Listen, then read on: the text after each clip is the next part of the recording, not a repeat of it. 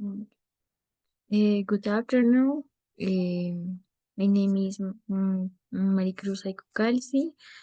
Good afternoon, teacher, Guevara Chumpitas, Emily Noelia, and classmates. The theme of my presentation today is the importance of collaborative work.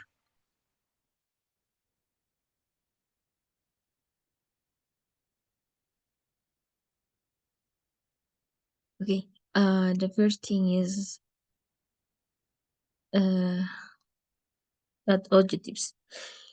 Well, to understand how collaborative work strengthens academic integrity and helps prevent plagiarism in the university environment, is the specific objectives is, for example, explain what collaborative work is and understand the concept of academic integrity, identify ways to prevent plagiarism, present collaboration strategies, analyze practical examples.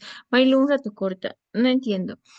Lo que me has pasado del Word es lo que se tiene que decir y lo que tú estás desarrollando es en la presentación.